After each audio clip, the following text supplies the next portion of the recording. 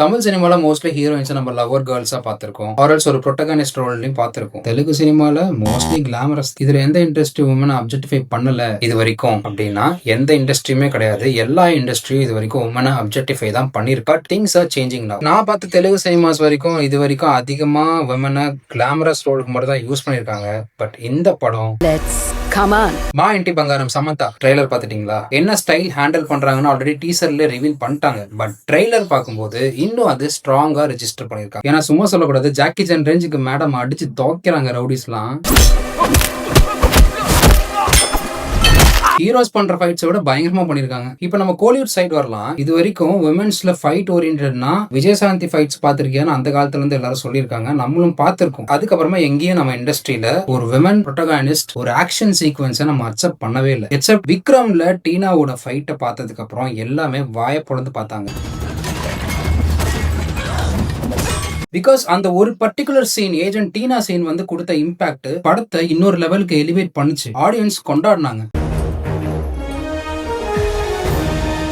ஆனா அதுக்கப்புறம் யாருமே அதை ஏன் ஃபாலோ த்ரூ பண்ணல? ஏன்னா ஒரு ஃபீமேல் புரோட்டகானிஸ்ட் எந்த ஆக்ஷன்ஸ் பண்ணி நம்ம வந்து தமிழ் சினிமால அந்த அளவுக்கு பர்ஃபெக்டா காட்டவே இல்ல. அங்கங்க டச் பண்ணாலும் அது வந்து அந்த அளவுக்கு பர்ஃபெக்டா அவங்களால மேக் பண்ணவும் முடியல. இதுக்கு காரணம் என்னவா இருக்கும்னா, மெயினா இன்னும் நம்ம வந்து விமன் ஸ்ட்ரென்த்தை இன்னும் பர்ஃபெக்டா எழுத ஆரம்பிக்கலன்னு தான் எனக்கு தோணுது. சில இடத்துல சில படங்கள்ல ட்ரை பண்ணாங்க, பட் ஒர்க் அவுட்டும் ஆகல. என்னவா இருக்கும் அப்படின்னு எனக்கு தோணுதுன்னா, பிகாஸ் யாருமே வந்து ஸ்டண்ட் அந்த அளவுக்கு சீரியஸா எடுக்க மாட்டாங்க. லைக் கிமிக்ஸ் பண்ணிடலாம், ஸ்லோ மோஷன் காமிச்சு ஒரு மாதிரி மியூசிக் போட்டு எலிவேட் பண்ணிடலாம் அப்படின்ற ஒரு ஐடியால ஆடியன்ஸ் நிறைய தடவை முட்டாளாக்க ட்ரை பண்ணிருக்காங்க. பட் இந்த ட்ரெய்லர்ல பாருங்க, சமந்தாவோட கேரக்டர் எந்த மாதிரி டிசைன் பண்ணிருக்காங்கன்னு பாருங்க. ஏதோ தொங்கன் பட்டுக்கோன்னு அடிக்கிறாரு क्वेश्चनலு. சமந்தா ரொம்ப காமா ஒரு கம்போஸ்டா இருக்கிற ஒரு மருமகள், ஒரு வீட்டோட மருமகள். இத கேட்கும்போது அந்த ட்ரெய்லரை பார்க்கும்போது ஒரு ஃபீமேல் வீரம் ஸ்டைல் படம் மாதிரி இருக்குல்ல. தல அங்க வந்து அந்த வீட்டுக்கு மருமகனா போவாரு, அந்த குடும்பத்துக்காக பாடுபடுவாரு, பயங்கரமான ஆக்ஷன்ஸ் இருக்கும். ஒய் நாட் ஒரு ஃபீமேலா அது இருக்க கூடாதுன்னு சொல்லி அவங்க கெஸ் பண்ணி எழுதி இருக்கலாம். சிம்பிள் ரைட்டிங் தான், பட் மேக்கிங் கொளுத்தி போடுதுல.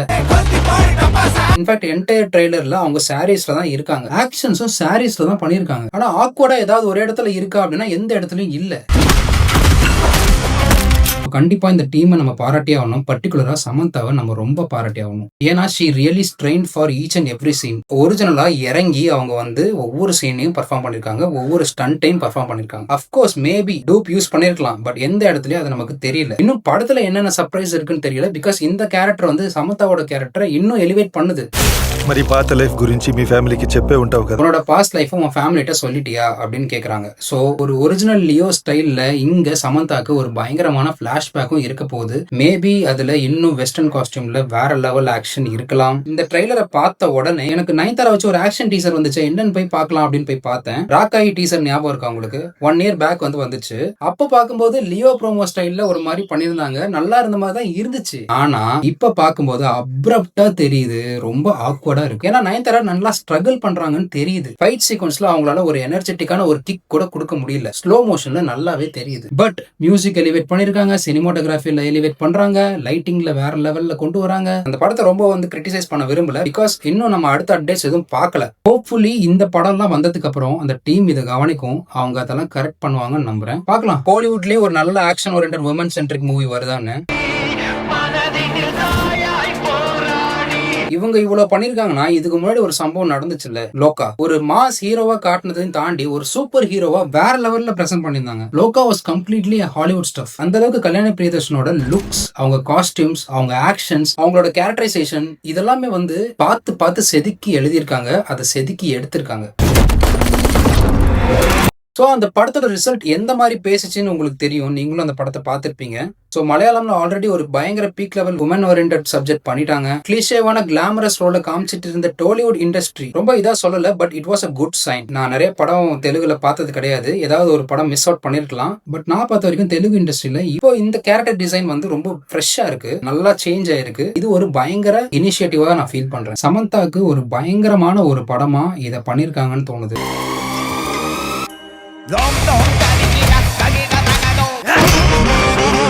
ஆனா ஒரே ஒரு சோகம் என்ன தெரியுமாங்க, இந்த படத்துக்கு இன்னும் அபிஷியல் தமிழ் டப்பிங் அப்டேட்டே இன்னும் கொடுக்கல. நமக்கு த்ரிஷா இல்ல நயன்தாரா அப்படின்லாம் இல்லைங்க, நடுவுல நிறைய பாய்ஸ் இருந்தாங்க, நமக்கு சமந்தா. சோ தமிழ்நாட்டுல நிறைய சமந்தா ஃபேன்ஸ் இருக்கும். So we are waiting. Tamil update கொடுங்க, நாங்க படத்தை பாக்குறோம், என்ஜாய் பண்றோம். இதை நான் ஏன் இங்க ரெஜிஸ்டர் பண்ணணும்னு நினைக்கிறேன்னா, நம்ம இண்டஸ்ட்ரியில இன்னும் நிறைய யங் டேலண்ட்ஸ் இருக்காங்க, நிறைய அஸ்பைரிங் ஆக்டர்ஸ் ட்ரை பண்றவங்க ஏகப்பட்ட பேர் இருக்காங்க. தயவு செஞ்சு ஒரு நல்ல ஒரு ஃபீமேல் சென்ட்ரிக் படத்தை கொடுங்க. நம்ம பக்கத்துல இருக்கிற இண்டஸ்ட்ரி எல்லாம் எங்கேயோ கொண்டு போயிட்டு இருக்காங்க, நம்மளும் வரணும். சோ சிம்பிளா நான் சொல்ல வர்றது என்னன்னா, நம்ம இண்டஸ்ட்ரியில இன்னும் ஃப்ரெஷ்ஷா நிறைய படங்கள் பண்றதுக்கு காத்துட்டு இருக்காங்க, நிறைய ட்ரை பண்றாங்க. இந்த விமன் ஓரியன்டட் சப்ஜெக்ட்லாம் வந்து நிறைய பேர் பண்ணணும்னு ஆல்ரெடி ஸ்கிரிப்ட் எழுதி வச்சு சுத்திட்டு இருப்பாங்க இந்நேரம். சோ ப்ளீஸ் அதை ஃபைன் பண்ணி கொண்டு வாங்க. ஃபீமேல் சினிமா இண்டஸ்ட்ரியில வந்தாலே நிறைய பிரச்சனைகள் அவங்களுக்கு பின்னாடி வந்துட்டே இருக்கு. இந்த மாதிரி ஆட்கள்லாம் இருந்துகிட்டே தான் இருக்காங்க. இதெல்லாம் என்னைக்கு சால்வ் ஆகும்னு தெரியல. சோ இதெல்லாம் தாண்டி ஒரு பேரியரை பிரேக் பண்ணி ஒரு லீடிங் எமர்ஜிங் ஃபீமேல் ஆக்டர் இன்னும் பயங்கரமா வர்றதுக்கு எத்தனை நாட்கள் ஆக போகுதுன்னு தெரியல, எத்தனை வருஷங்கள் ஆக போகுது. ஸோ ரொம்ப லேட் பண்ணிடாதீங்க. நம்ம பக்கத்துலலாம் இன்னும் எங்கேயோ ஓடிட்டே இருக்காங்க. ஸோ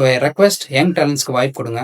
இண்டஸ்ட்ரிக்கு வர்ற ஃபீமேல் ஆர்டிஸ்ட்டை மதிங்க, ரெஸ்பெக்ட் பண்ணுங்க. விமென்ஸ்க்கு, சின்ன குழந்தைங்களுக்கு, இவங்களுக்குலாம் இந்த சொசைட்டில எவ்வளவு பிரச்சனை இருக்கு. இந்த பிரச்சனையை தாங்கவே முடியல. சினிமா இண்டஸ்ட்ரியில ஃபீமேல் கஷ்டப்படுறது நிறைய இருக்கு. ஃப்ராங்கா சொல்லணும்னா அட்ஜஸ்ட்மெண்ட்ஸ் இதெல்லாம் பண்ணாதீங்க, எச்சத்தனம். So please respect woman. So thank you. Signing off, Sasikanth. இதே மாதிரி இன்னும் நிறைய கண்டென்ட்ஸ் பார்க்கறது என்ன ஃபாலோ பண்ணிக்கோங்க. ப்ளீஸ் சப்போர்ட் பண்ணுங்க. நன்றி, வணக்கம்.